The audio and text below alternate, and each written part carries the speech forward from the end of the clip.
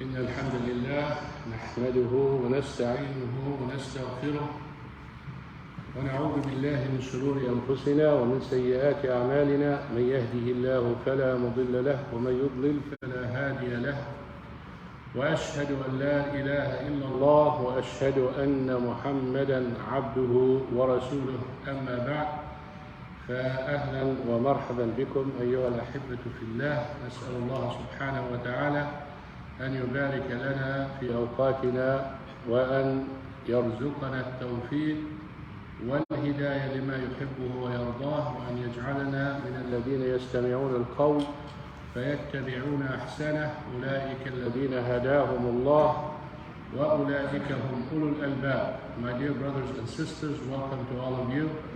I pray that Allah subhanahu wa ta'ala bless your time and bless your health and make you from those people who are intelligent in the sight of Allah subhanahu wa ta'ala, and their quality is they hear the conversation, they always follow the best of what they hear. They hear good things, they follow the best of the good. And everything we are talking today, inshallah, is good. So that means you pick the best of it and you act upon it. And the best of everything that I will talk about is taqwa. This is the fruit of the crop, or how do you say it, sir? The iceberg. Today, we start with a command that Prophet Muhammad ﷺ said when he commanded the mountain of Uhud to calm down. Uthbut Uhud. The mountain of Uhud, when Prophet Muhammad ﷺ was on it, and Abu Bakr as-Siddiq radiallahu anhu was on it, and Uthman ibn Affan radiallahu anhu was with them, the mountain shook. So the Prophet ﷺ told him, relax, only on you, a prophet, a Siddiq, a truthful, and a martyr. And I say, brothers and sisters, أثبتوا فإن رمضان قادم إن شاء الله. Be firm, be decided. I am guesstimating and hoping that all of you know what month you're in. What month, brother? Shawwal, right? Sha'ban. And what's the quality of Sha'ban? It's the pre-Ramadan. And what's pre means? The Sunnah of Ramadan. What does the Sunnah do? Something voluntarily you have to do. Exactly, you do the fard like it. And the purpose of it is to prepare you to be in best form in the fard. So instead, like the brothers have a basketball or volleyball game right now, you think that they are going to just jump in the game without warm-up? You think that they did not practice, or they're not going to practice now before the game? Impossible. Even if they take a ball and just volley between one another, they will do that. Why? So you can do good in the real event. This is exactly it. Month of Sha'ban, you're supposed to practice everything you do in Ramadan. So when you enter Ramadan, you're already warmed up and ready for that real event. So if you do something not that good in Sha'ban, it's okay, because you don't have to do it anyway. It's a plus, a bonus. What counts is Ramadan. So we are in Sha'ban. So Allah subhanahu wa ta'ala said, وَلَكِنْ كُونُوا رَبَّانِيِّينَ. Rabbaniyin, a command, be like a man who is Rabbani, a da'iyah who is Rabbani, like the prophets, follow their path. What is a Rabbani? Ibn Abbas radiallahu anhuma said, رباني هو الذي يربي الناس على صغائر الأمور قبل كبائرها. Rabbani is the one who teaches people and raises people to start with little things and build to big things. So you don't just tell the person, brother, you need to go to jihad, and he just accepted Islam. And you need to understand what this and what that. You value and raise that little things makes big things. And if you are not expecting him, if I tell him something so simple, like I tell him, brother, when you come to the masjid, pray 2 rak'ah greetings for the house of Allah subhanahu wa ta'ala before you sit. If he sees that a big burden, a big command, or something comes and tells me, there are bigger issues than this, and just do, then what are you talking about? Or you tell the person, brother, when you eat with your right hand. And then he makes a big deal out of it. And then he brings every issue on earth to tell you that is more important than eating with your right hand. Come on. I'm not asking you to do something that requires such heavy planning or a hard task that you need to come and give me a lecture or something else. Just say you don't want to do it. Just say you don't value the sunnah. Just say whatever you want to say. So if you see someone belittling little issues and sees that even though it's not going to hinder them from the issues that they're talking about, they know for sure there are not people who want to follow the Sunnah. Simple as that. Why? Because it's not going to hinder you from what you're doing. You're going to eat. Does it matter how the food gets to your mouth? You're going to eat. You can eat with this and you can eat with that. This is the right way to do because Allah subhanahu wa ta'ala commanded us with the Prophet of sallallahu alaihi wasallam.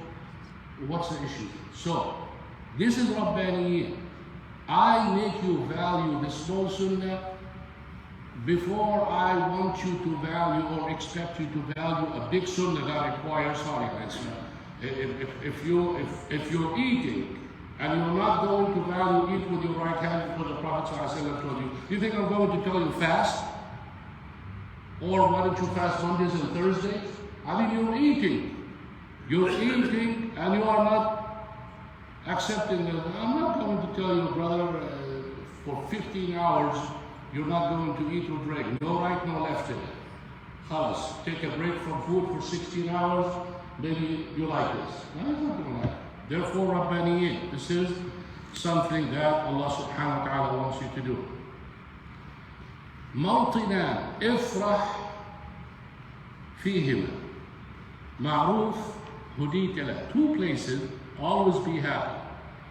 That a good deed that you succeeded to do. And خير دللت عليه. Good thing someone guided you to. I'm doing something wrong in my prayer. Let's say that when I say Sami Allahu liman hamida, I go like this. My hands facing up. It's like this. So someone comes and says, brother, when you say Sami Allahu liman hamida, the sunnah is to do it this way, not this way. I know it's dua, and I know when you make dua, you raise your hand like that, but this is the salah. And in the salah, we follow what the Prophet said. He said, Sallu kama ra'aytumuni usalli. Pray like you saw me pray. And this is how the Sahaba radiallahu anhum saw do it. And if someone comes and tells me that, I say, Jazakallah khair, wallahi, I learned something. So I should be appreciative and grateful that Allah subhanahu wa ta'ala guided someone to show me the right thing to do. So this is happiness. Pay attention to إياك نعبد وإياك نستعين. إياك نعبد وإياك نستعين. What surah is that? Baqarah, right? What surah? MashaAllah. Brother, I knew you did not know that. Yeah, when he was going, alhamdulillah, he did not ask me. It would be a tough one. إياك نعبد وإياك نستعين. Look at the beauty of it. Only you, O Allah, I worship, and only you, O Allah, I seek help. This is the reality of Tawheed. This is the reality of knowing who is Allah subhanahu wa ta'ala. And that's why you repeat it in every salah. I only worship you, which means no way I can associate partners. No way I can turn my head to something else. No way I can worship or associate anything with you. And I only seek help from you, meaning in the things that a human being cannot do. I'm not going to ask the brother, will you forgive me because I drank alcohol? Pay attention. Will you forgive me because I drank alcohol? What does he have to do with it? This is a deal between me and Allah subhanahu wa ta'ala. Who is he to forgive me? It's not something I did against him. No, it's something I did against the commands of Allah subhanahu wa ta'ala. So I only seek help from Allah subhanahu wa ta'ala for the matters that Allah subhanahu wa ta'ala. So I don't seek it from a human being. I don't seek it from a sheikh. I don't seek it from a dead person. I don't go to graves. I don't do none of that stuff. So we want to know what is إِيَّاكَ نَعْبُدُ وَإِيَّاكَ نَسْتَعِينُ. Basically, when you talk about knowledge, when you seek knowledge, you have three kinds. علم بخلق الله, وعلم بأمر الله, وعلم بذات الله. Either you're learning something about this universe and the creation of Allah subhanahu wa ta'ala. All of our school and everything is based about universe. Or you're learning something about the commands of Allah subhanahu wa ta'ala. قال الله, قال رسول, Quran and Sunnah. Or you're learning something about who is Allah subhanahu wa ta'ala. And that is the most honored of all. Because if you don't know who is Allah subhanahu wa ta'ala, how are you going to even obey Him or listen to Him or worship Him? And that's why when we say in Tawheed, Tawheed al-Asma' wa-Sifat, the names and attributes of Allah subhanahu wa ta'ala, knowing it, and these are the qualities of Allah subhanahu wa ta'ala and His names. When I know what is Al-Ghafur means, what is Al-Kareem means, what is Al-Rahim means, what is Al-Razzaq means, all of those things, when I know it, then I come to a conclusion that this is the real God who deserves my worship. If He does all of this and He is all of that, then definitely none of the existing things that people worship or ask don't have those qualities. And that is why Allah subhanahu wa ta'ala asks those people, usually, can they harm you? Can they benefit you? Can they hear you? Can they see you? None of the above. Then why? Why you worship that? And you have someone who's done everything for you. Therefore, these are the three days. Now, one thing that Allah subhanahu wa ta'ala, when He talked about the ayat of Ramadan, as soon as He finished, He went to another ayah that says, وَإِذَا سَأَلَكَ عِبَادِي عَنِّي فَإِنِّي قَرِيبٌ أُجِيبُ دَعْوَةَ الدَّاعِ إِذَا دَعَانِ. Usually when you finish worship, you thank Allah subhanahu wa ta'ala that He helped you, that He aided you, that it was easy, facilitated for you, and you made dua. يعني إبراهيم عليه السلام في سورة البقرة وإذ يرفع إبراهيم القواعد من البيت وإسماعيل ربنا تقبل منا. Building a Kaaba, building the house of Allah subhanahu wa ta'ala that we all face to. Is there any better righteous deed than this? He's raising his hand, oh Allah, please accept it from us. And who is He? Ibrahim alayhi salam, Abu al-Anbiya, Millata Ibrahim Hanifa. This is the essence of the guy. He is asking Allah subhanahu wa ta'ala, or it gives you the feeling that he has doubt or may have tiny doubt in sincerity. Oh Allah, forgive my shortcomings and accept it for me. Look how you should think of yourself when you do something. Yeah, brother, why do you think I do it? I do it for the sake of Allah subhanahu wa ta'ala. Everyone says that. This by itself, the way you answer, tells me you're not sincere. In fact, some of the scholars said, if you think you're sincere in something you did, check your sincerity. There is a problem in your sincerity. You always have to accuse yourself you're not sincere. The opposite of what we do. If you tell someone, brother, do it for this, who do you think I'm doing it for? Okay. We know you're doing it for, but is it really that? Only Allah subhanahu wa ta'ala can tell.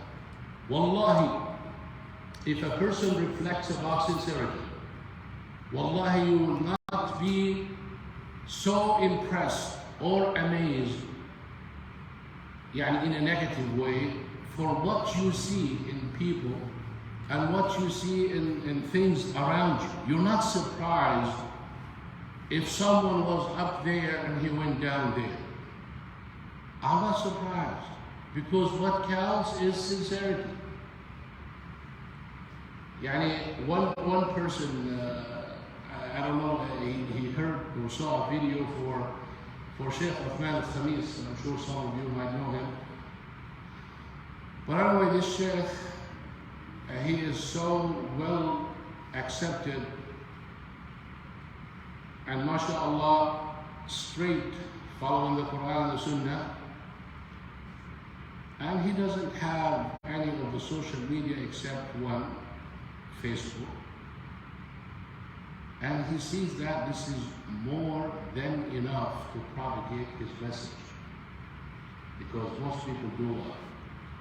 They put it in Facebook, in YouTube, Instagram, what other forums and all of that. They put it everywhere to gather numbers.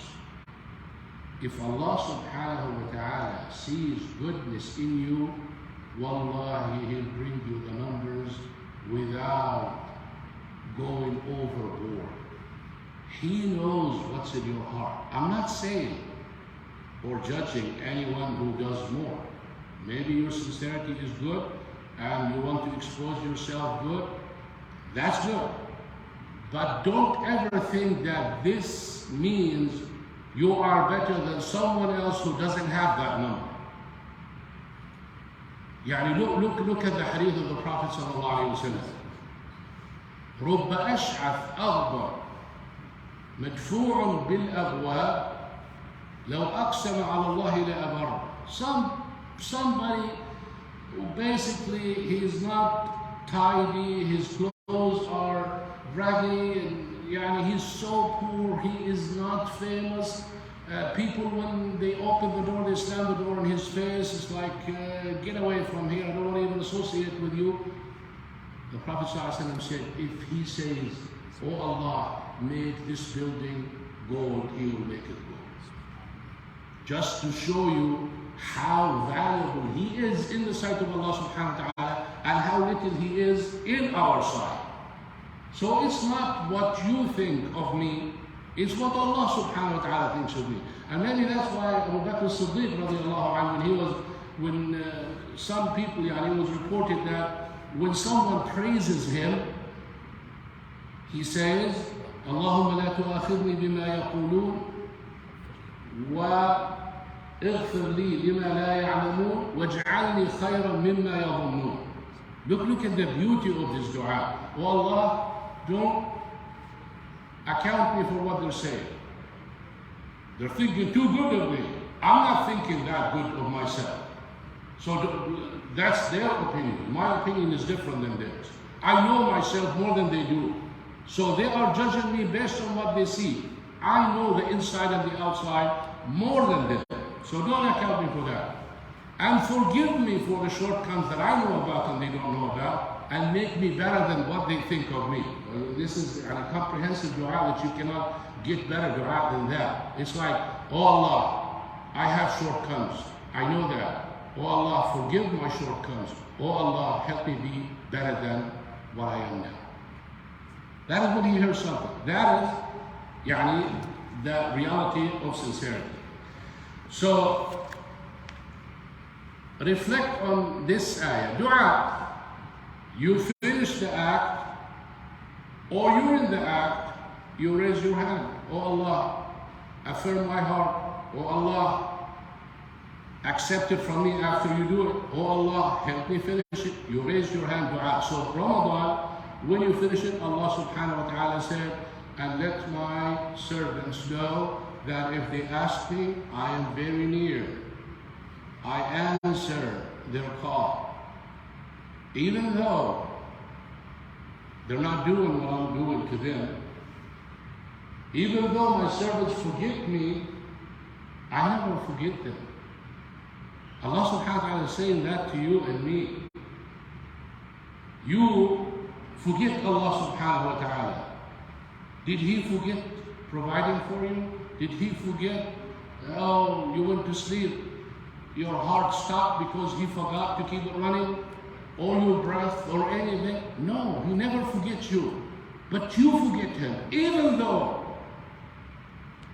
you're horrible, Allah subhanahu wa ta'ala is saying, I'm not going to take that against you. If you raise your hand, I will answer you, even if you're Catholic. Yeah.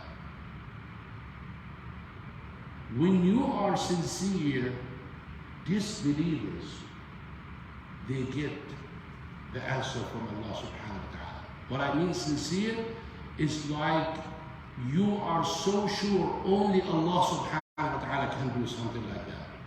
The disbelievers know Allah subhanahu wa ta'ala, but they associate with Him. وَلَئِنْ سَأَلْتَهُمْ مَنْ خَلَقَ السَّمَاوَاتِ وَالْأَرْضَ لَيَقُولُنَّ اللَّهُ. If you ask them who created the universe, then you see it easy, Allah. Then why are you worshiping idols? Oh, we want someone to intercede for us. You don't need that. Allah subhanahu wa ta'ala said, hey, when your servant, the Prophet, when my servant, telling Prophet Muhammad sallallahu alaihi wasallam, asked you about me, he didn't say tell them. He said, I am. Meaning they don't even need you to ask me. Directly go to me. Those worshiping idols, to convey and to ask them to come to me. I don't need that. I can hear. إِنَّنِي مَعَكُمَا أَسْمَعْ وَأَرَى. I see and I hear. Therefore, directly answer me, make dua for me, and at the same time, expect the answer. I'm not going to account you because you forgot me. Look at the beautiful ayah here that makes you value religion.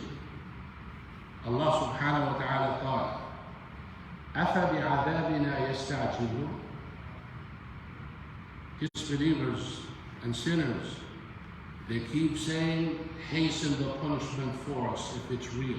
وَقَالُوا رَبَّنَا عَجِّلْ لَنَا قِطَّنَا قَبْلَ يَوْمِ الْحِسَابِ. Oh, they tell Prophet Muhammad sallallahu alaihi wasallam, Allah, you say Allah subhanahu wa ta'ala will punish us? Okay, when is He going to punish us? The day of judgment? Oh, no. Make it now. What's the answer from Allah subhanahu wa ta'ala? Isbir ala ma yaqulun. Be patient. I know if you and I were Prophet Muhammad sallallahu alaihi wasallam, we heard that, you would be, in fact, we say it without being that. We say, Sheikh, this such and such is doing such and such. Why did Allah subhanahu wa ta'ala take him? Why did Allah subhanahu wa ta'ala, why does He give him life? Why does He do this and that? Allah subhanahu wa ta'ala is not like you, Habib. It's not like, this is once, twice, that's the third time. Boom, you're out. Never come back. No, I warned you 3 times. There's no 3 times with Allah subhanahu wa ta'ala. There's a billion times. You can sin a billion times, literally a billion times, and keep saying sincerely, Astaghfirullah, Allah subhanahu wa ta'ala will forgive. That is if you are sincere. So Allah subhanahu wa ta'ala told Prophet Muhammad sallallahu alaihi wasallam, they like to rush things. Be patient on them. Change the subject. So here Allah subhanahu wa ta'ala said, are they rushing my punishment? O Prophet Muhammad, let me give you a scenario that you and them reflect on it. أَفَرَأَيْتَ إِن مَتَّعْنَاهُمْ سِنِينَ. Do you see that if we let them live years and years and years? ثُمَّ جَاءَهُمْ مَا كَانُوا يُوعَدُونَ. Then the promise that I promised them came to them, which is death and punishment. And here's the question. مَا أَغْنَى عَنْهُمْ مَا كَانُوا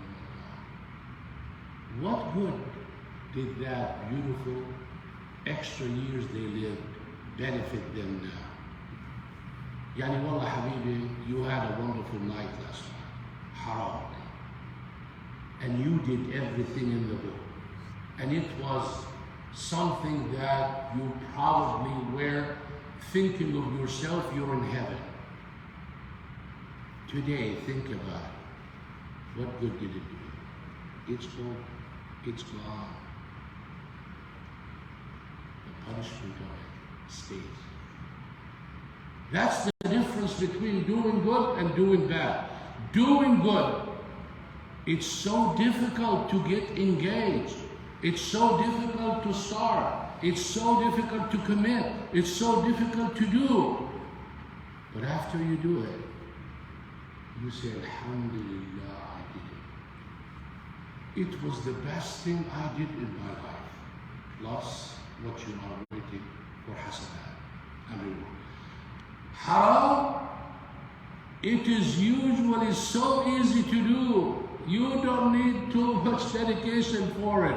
Just live your life and say, I stay as is. You go to hell straight. Just be yourself. If you don't have, this is like a vicious dog. If he's not on a leash, what is he going to do with people he sees? It's going to rip him. Put him on a leash.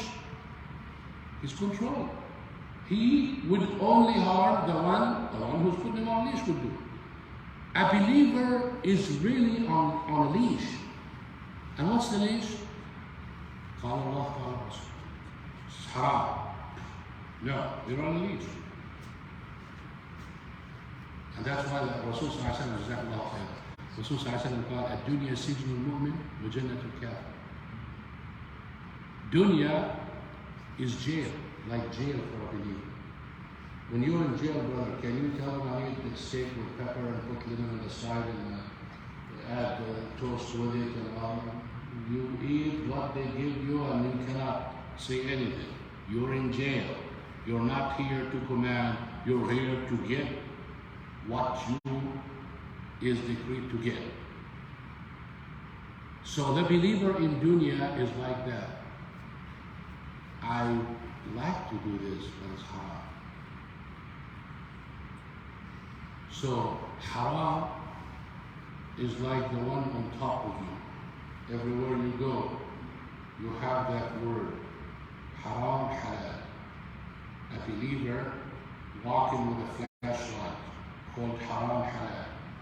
He comes to the cafeteria and he looks with that flashlight. Is this haram or halal? He doesn't know, he asks. Why? Because he is guided by Qala Allah, Qala Rasul. Another one is like an animal. An animal goes to a barn that has all kinds of grass.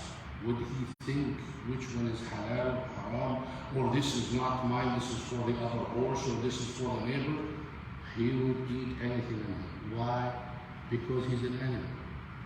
He doesn't think. And that's why Allah subhanahu wa ta'ala said, أَوَمَنْ كَانَ مَيْتًا فَأَحْيَيْنَاهُ. He compared the disbeliever with a dead person. We gave him life, أَحْيَيْنَاهُ, with this religion. وَجَعَلْنَا لَهُ نُورًا. we gave him light, which is the Quran and the commands of Allah subhanahu wa ta'ala. يَمْشِي بِهِ فِي النَّاسِ. He's got that light walking between people. What's the benefit of the light? I can do this, I cannot do this. I can answer him, I cannot answer him. I can hit him, I cannot hit him. I can take his right, I cannot take his right. When and all that, this is the light. So Allah subhanahu wa ta'ala gave you that with this religion and gives you that difference. So Allah subhanahu wa ta'ala said in here, if you live and live and live, how much you want to live? Look at the Prophet Musa alayhi salam. First time Allah subhanahu wa ta'ala said, angel of death, take his spirit. Now of course he's coming to him in the form of a man. And no right person in the right mind sees a man like him coming to tell him, I'm going to take your life. He's going to tell him, take it. He would be an idiot. Naturally, to take my life over my dead body, come. So he came to Prophet Musa alayhi salam doing that. He did not say, I am an angel, I am sent by God, I have to. No, he just coming to take his life. So he poked both of his eyes. Of course, it doesn't harm angels. Angels, if they take the shape of a human being and you harm them, it doesn't harm them. Shaitan, on the other hand, if you do that, it harms you. If he takes the form of a human being and you shoot him, you actually kill the shaitan. So he complained to Allah subhanahu wa ta'ala. He said, your servant doesn't want to die. So he told him, go and tell him to put your hand on the back of an ox. Those who don't know what an ox is, let's say a cow. And the hand of Prophet Musa alayhi salam is not as big as mine. You know, some people say my hand is big, but it's not really that big. So it probably takes back of the thing. And count how many hairs under it. Thousands of hair. I'll let him live that long because he doesn't want to die. I mean, at least Allah subhanahu wa ta'ala told the angel that. So he came to the angel and told him, this time he identified himself. He said, Allah subhanahu wa ta'ala said, so you're really an angel. Okay, put my hand, listen, and he said, then what? He said, then I have to take your spirit. He told him, so here is أَفَرَأَيْتَ إِن مَتَّعْنَاهُمْ سِنِينَ ثُمَّ جَاءَهُمْ مَا كَانُوا يُوعَدُونَ مَا أَغْنَىٰ عَنْهُمْ مَا كَانُوا يُمَتَّعُونَ. If you're living luxurious life and your end is in hell, what good did that benefit you? How much is going to benefit you? Something you ate yesterday, what does it do to you today?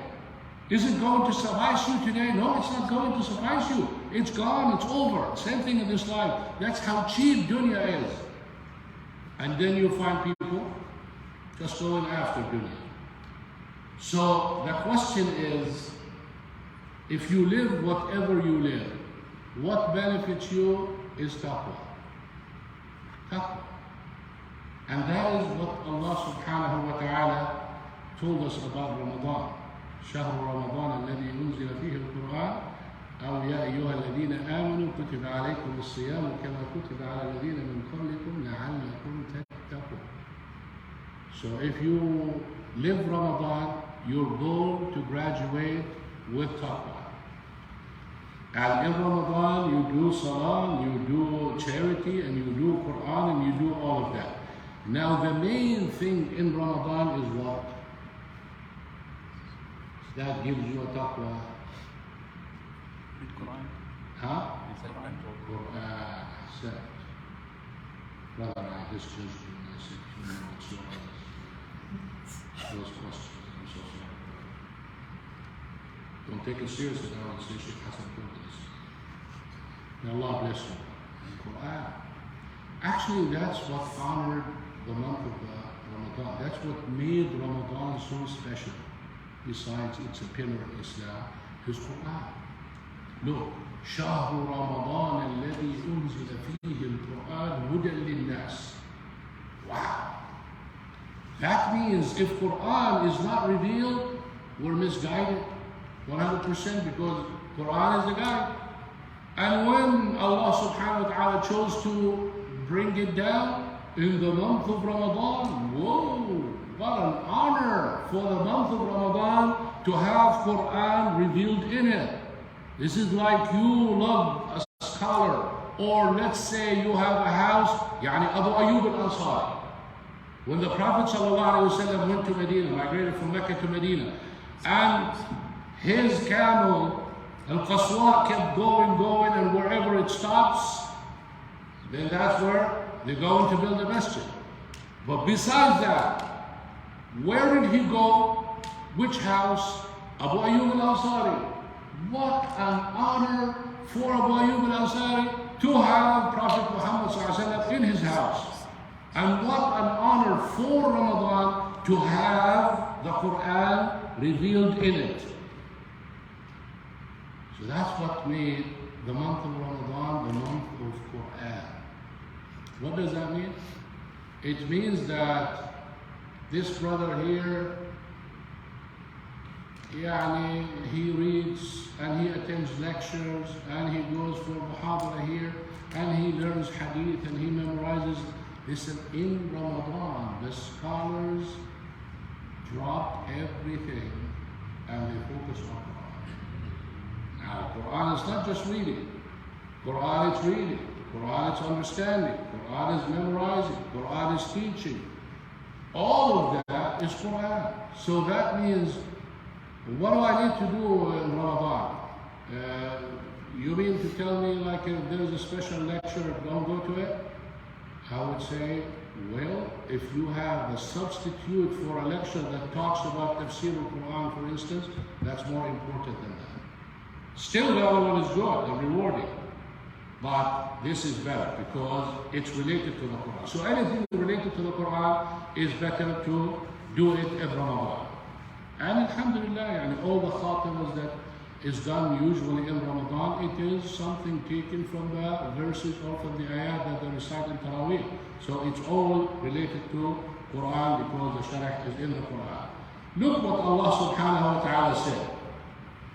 إِنَّ الَّذِينَ يَتْلُونَ كِتَابَ اللَّهِ. Those who recite the book of Allah subhanahu wa ta'ala. And yatlun doesn't mean recite. It means recite, memorize, understand, apply, teach, and call for. وَأَقَامُوا الصَّلَاةِ. Read the Quran and establish prayer. What's the connection? Because if I read the Quran and understand the Quran tells me prayer. And prayer is the most important thing after La ilaha illallah. Therefore, it's going to come immediately first. وَأَنفَقُوا مِمَّا رَزَقْنَاهُ. Spend. What does this have to do with the Quran? The Quran is full of commands, spend, and if you spend, I give you, and I do this, and I do that for you.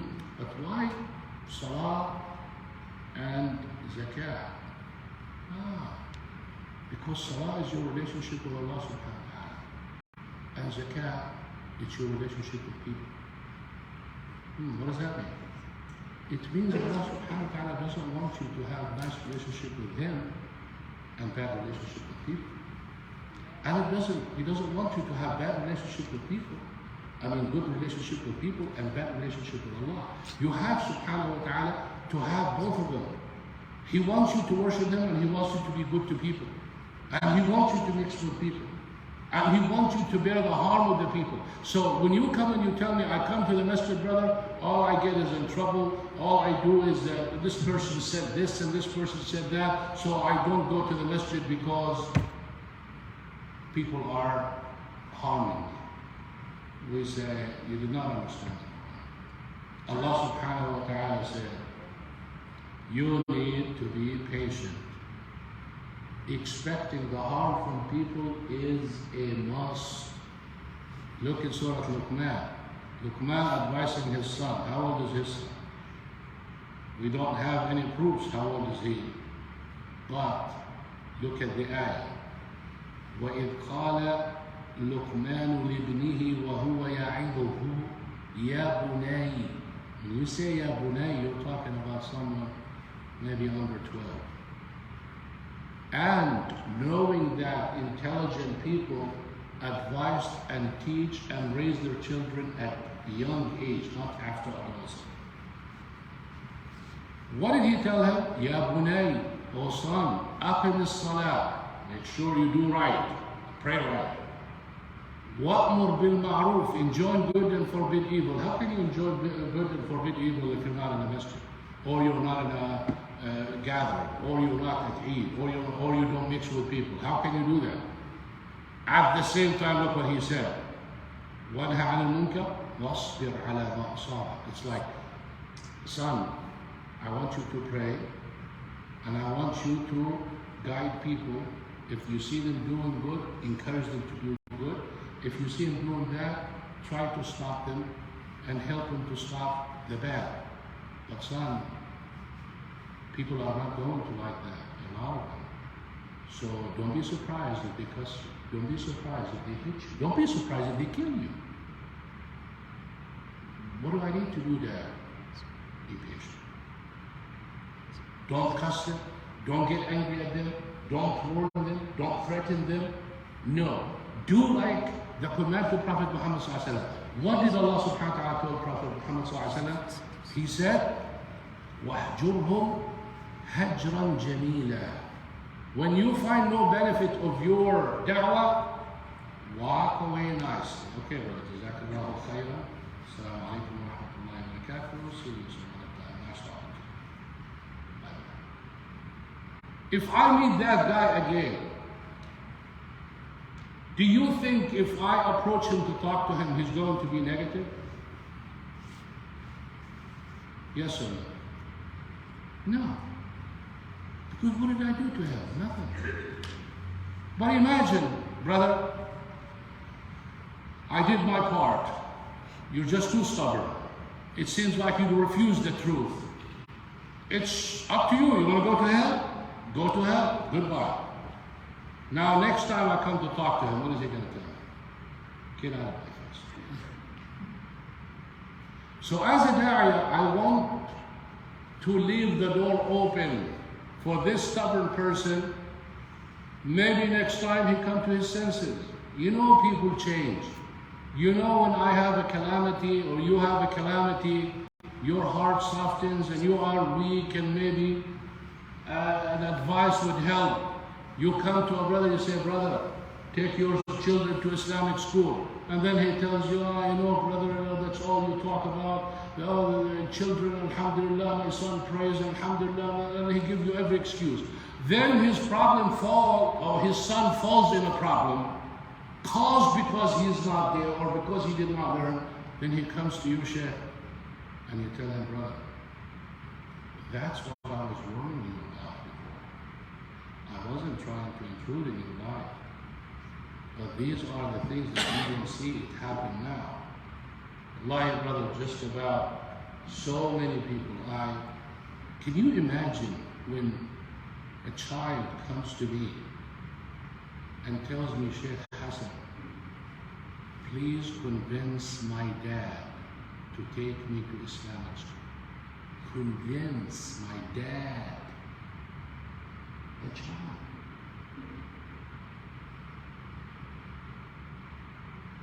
They don't do anything. The child grows. He's 13, 14. Now they start seeing the deviation. Now they cannot control.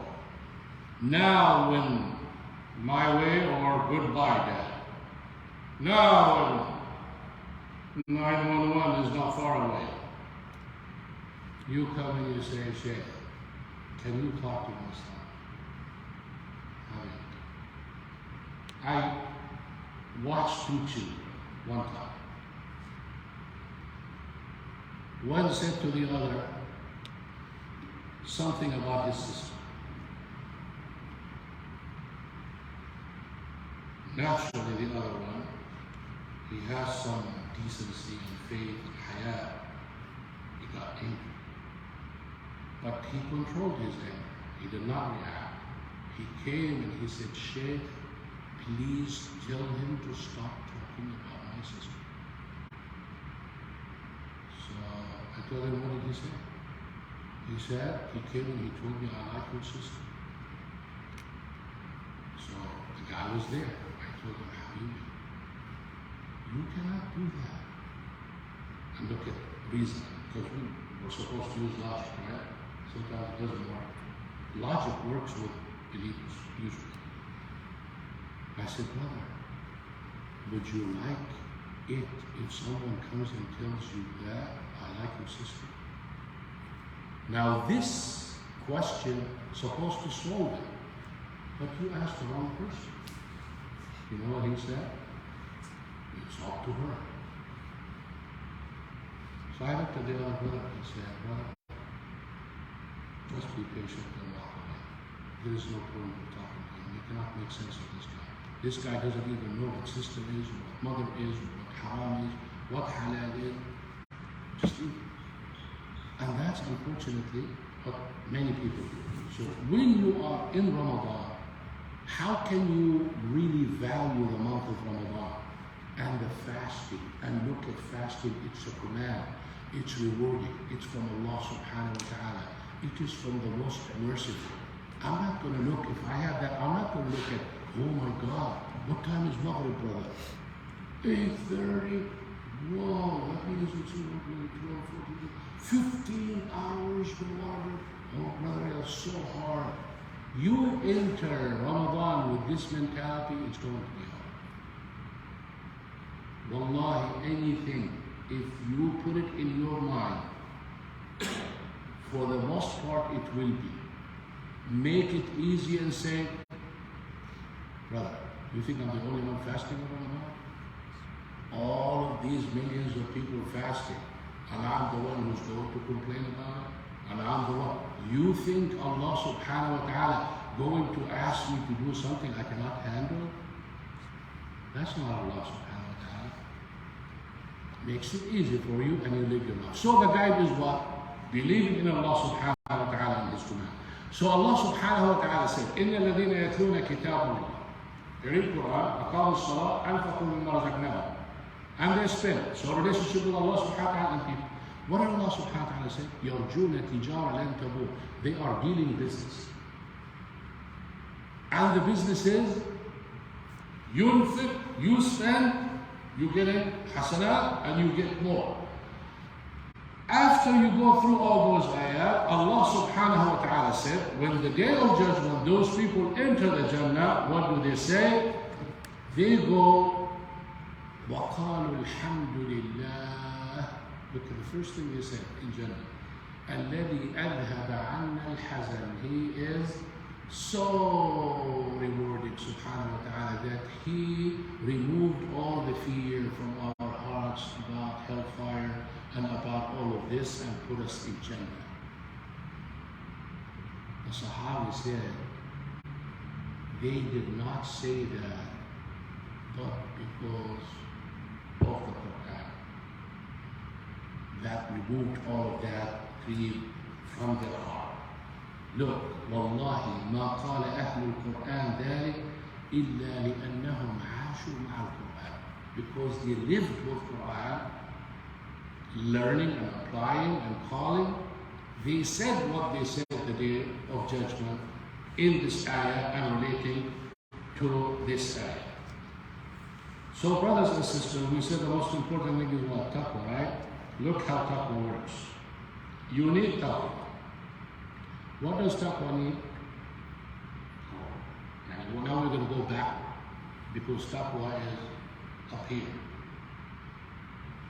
So how did you get there? It was like, you need taqwa. Okay, thank you, Sheikh. Now I have. No, it's not good. He said, taqwa تحتاج إلى إيمان. You need faith.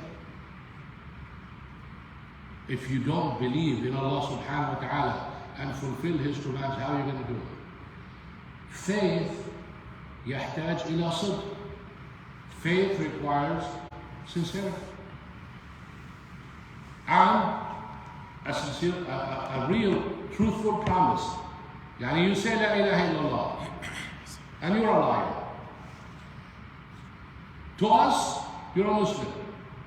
To Allah, you're a hypocrite. Subhanahu wa ta'ala. So, truthfulness and sincerity, you need that to be a believer. Now, truthfulness and sincerity تحتاج إلى غاية. Why should I be truthful and sincere to Allah subhanahu wa ta'ala? Because I want to worship Him so I can go to Jannah. Aha, that works. That's good. So I have an objective. The objective is to worship Allah subhanahu wa ta'ala and to go to Jannah. Therefore, I have it. والغاية تحتاج إلى حسن تدبر للقرآن. To know your purpose and objective in this life, guess how you know it? From the Quran. What did the Quran say? وَمَا خَلَقْتُ الْجِنَّ وَالْإِنسَ إِلَّا لِيَعْبُدُونِ. So this is like saying, I read the Quran, I understood the Quran tells me I'm created to be worshipped, to worship Him. So, if I worship Him, what do? I go to Jannah. So I know my objective. My objective is to worship Allah subhanahu wa ta'ala, to go to Jannah. Okay? And I mean it. I am sincere in La ilaha illallah. So I am sadiq.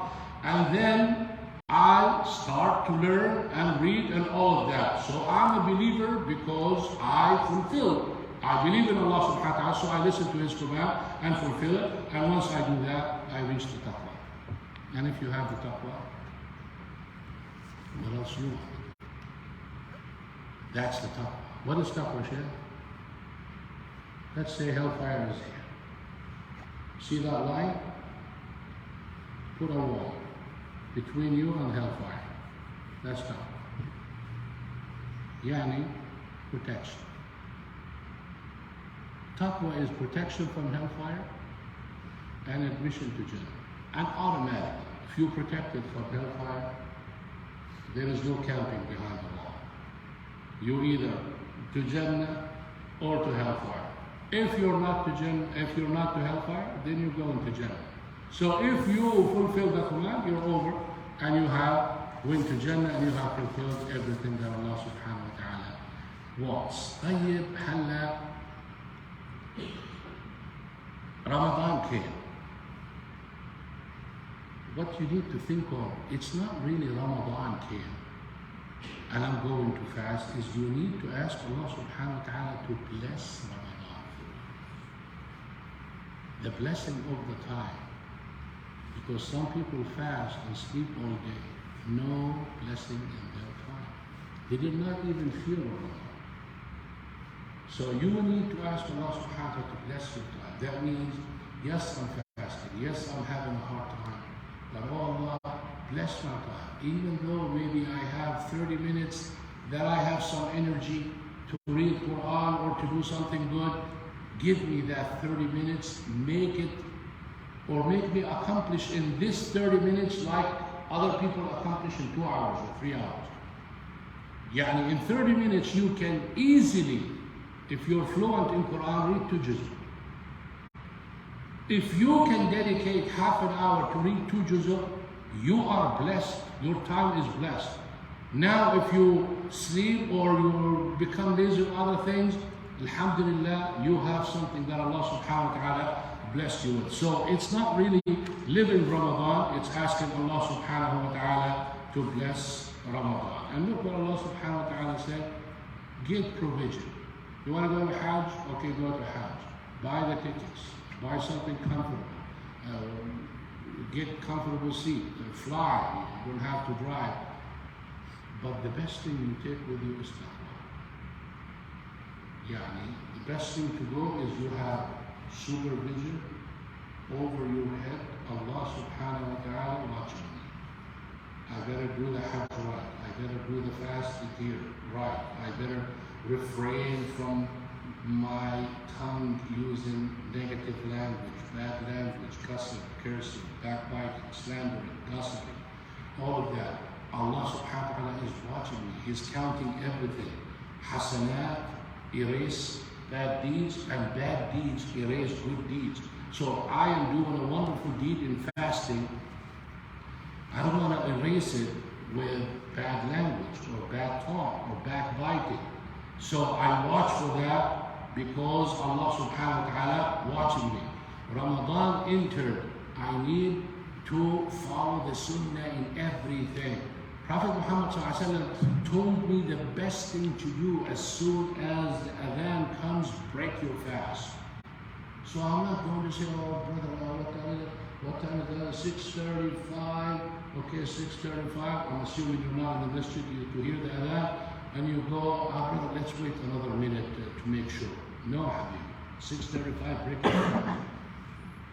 This is the blessing. The Prophet ﷺ said, my ummah will continue to be guided as long as they hasten in breaking the fast as soon as the adhan declares. Don't make life hard on you and start telling me, Sheikh, I'm using adhan and I'm using Medina and I'm using this and I'm this masjid.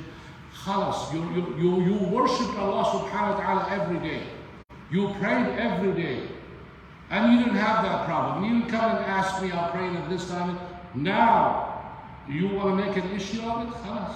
You live smoothly with it and go with it. Go with your masjid or whatever you have been doing it before time.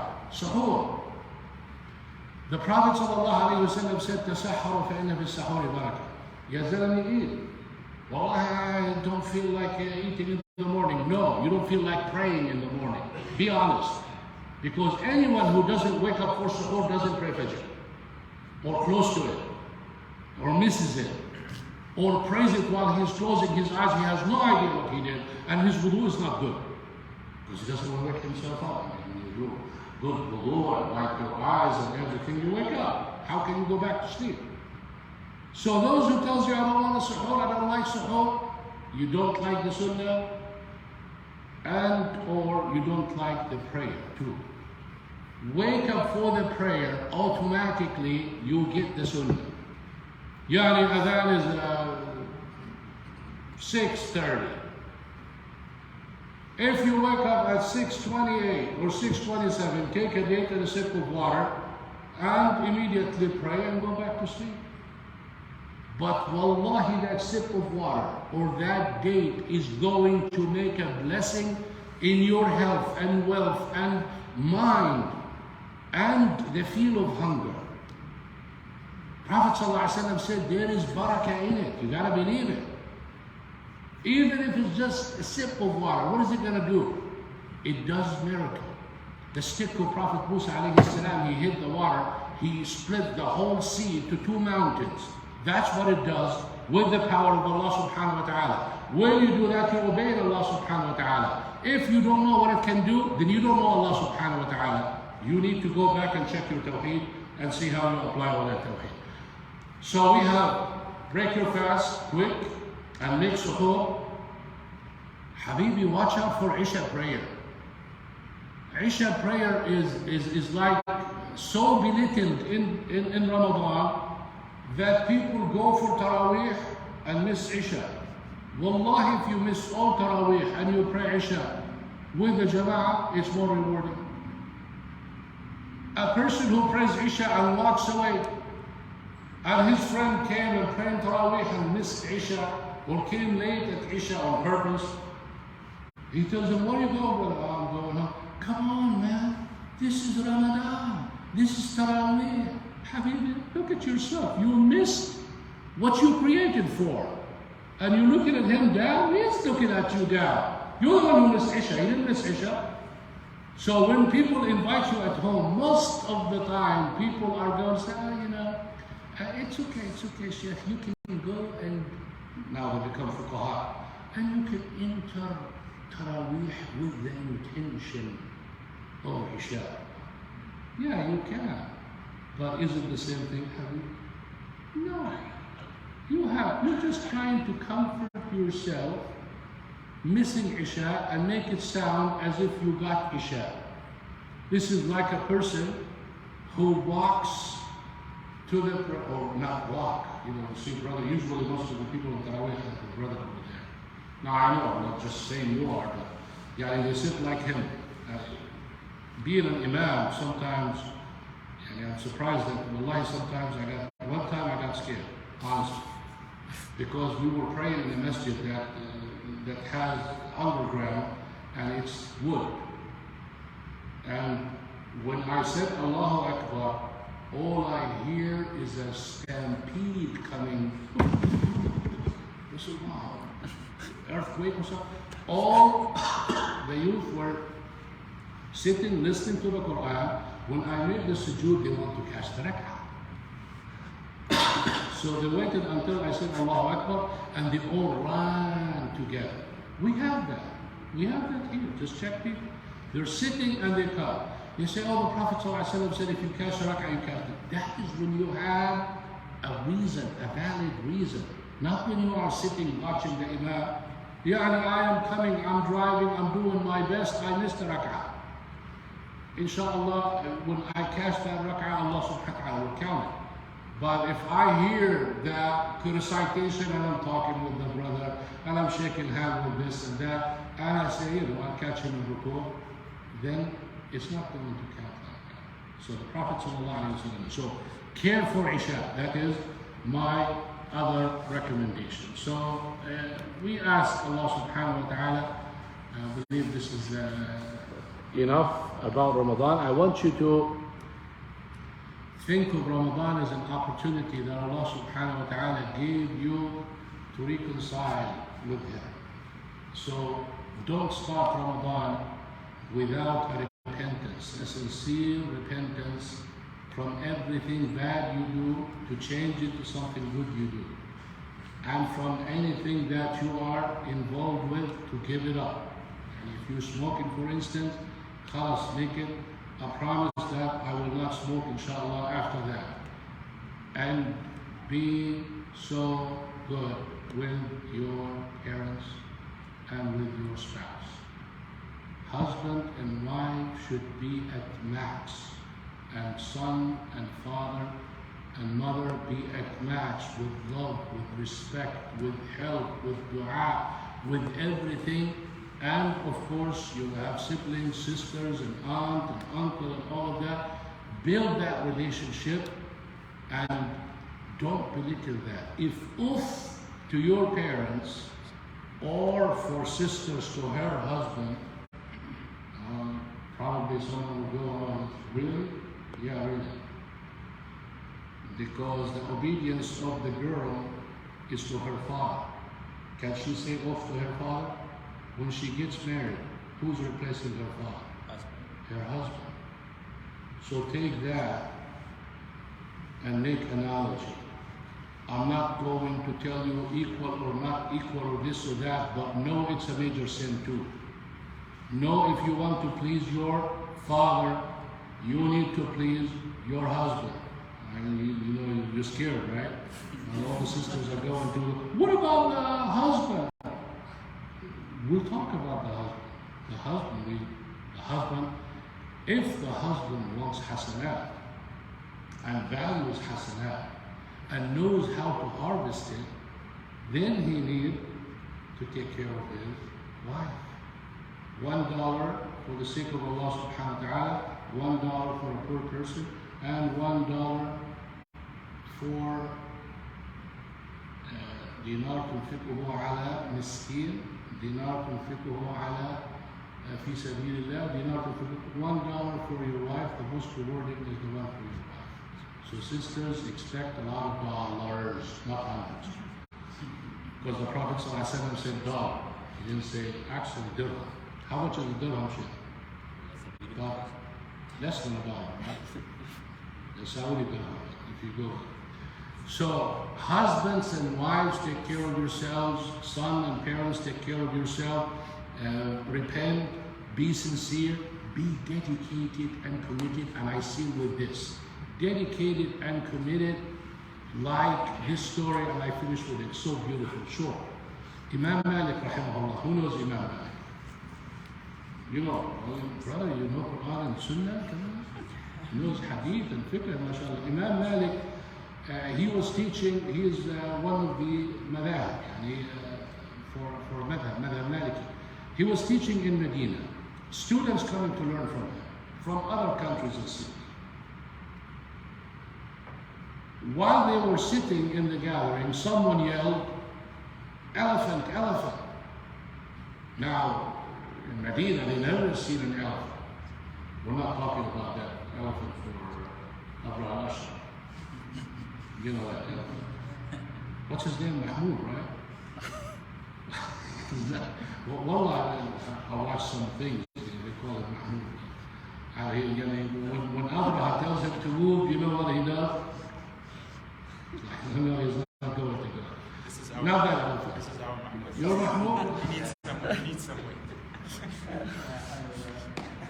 Okay, so this is an elephant. They've never seen an elephant. So all the students ran outside, except one, Yahya ibn Yahya al-Laythi. He is one of the great. You know him too? Brother, may Allah subhanahu wa ta'ala bless you. So, you from Morocco, bro? Okay, so he stayed.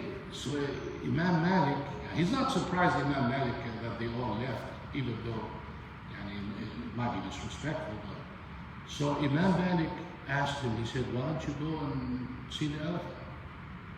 Have you seen it before? He said, no. He said, then why don't you go with him? He said, I came to see Imam Malik, not the elephant. Wow. I don't know how you took it, but brother, I took it deep. It's like I traveled dedicated to learn the Sunnah of the Prophet ﷺ, not to go and use myself for things. And that's what you find some students, when they, especially back home, when they come to Europe or to any other countries to study, some of them, they go on trips and they go in shows and they want to check out the whole city, and school is last thing. Most of them, they either don't finish or they fail or they take the 4 years and 10 years, and other students, they go to college and they live in the dorm and they share the room with someone else. They're focused, their college, library, there. That's how we're supposed to be in Ramadan. Focus on Ramadan. Don't focus on going out to hook lounge or going out to spend the night for something. SubhanAllah, you deprive yourself from all halal and you go to haram at the end. Is this how you thank Allah subhanahu wa ta'ala? What did that do to you? So in Ramadan, focus. After that, don't spend the whole night playing games for those who have nothing in their life except games. And then you eat sahur and you go to sleep all day and you say, Ramadan was easy. Yeah, it's easy because you didn't live it. You're not in it. You enjoy yourself with the normal life at night and you sleep all day. And what Ramadan you're talking about? What did you feel in it? What did you do in it? How much it improved you? Check yourself, do that after Ramadan. You will have a celebration. Guess what? Eid. I got you on that. You're thinking something else, right? The Day of Judgment, you have another celebration. What's it called? Jannah. So the scholar said, if you live your life the way you live Ramadan, your Day of Judgment will be a celebration like you celebrate Eid. The Day of Judgment will be Eid. That's how, if you want to know how is the Day of Judgment, the fire is there and I have to go over the Sirat and I have and all those scary events. Live your life the way you live Ramadan. I'm talking about the dedicated one. Some people dedicate themselves for Ramadan and they don't do it after that. But if you dedicate yourself, why do you think fasting is easy and praying is easy and giving charity is easy? Why? Because you connected with Allah subhanahu wa ta'ala. You actually know who you're dealing with and how much rewarding it is. So I leave you with that. Have a wonderful Ramadan. And by the way, Ramadan is not there yet, so I may not make it, you may not make it. We pray that Allah subhanahu wa ta'ala give us the life and the health and the wealth, inshallah, to witness Ramadan, to pray in Ramadan, and to fast in Ramadan, and to be good in Ramadan. أسأل الله سبحانه وتعالى أن يبلغنا رمضان. أسأل الله سبحانه وتعالى أن يغفر لنا ذنوبنا وإسرافنا في أمرنا. أسأل الله سبحانه وتعالى أن يهدينا ويهدي أبنائنا وزوجاتنا. وأسأل الله سبحانه وتعالى أن يبارك لنا في أيامنا وفي أعمالنا وفي أموالنا. إنه سميع قريب مجيب الدعوات. وآخر دعوانا الحمد لله رب العالمين. سبحانك اللهم وبحمدك أشهد أن لا إله إلا أنت أستغفرك وأتوب إليك. وجزاكم الله خيرا for your for your benefits. May Allah subhanahu wa ta'ala make you learn and benefit and apply and reward you for all. Jazakumullahu khairan. Assalamu alaikum.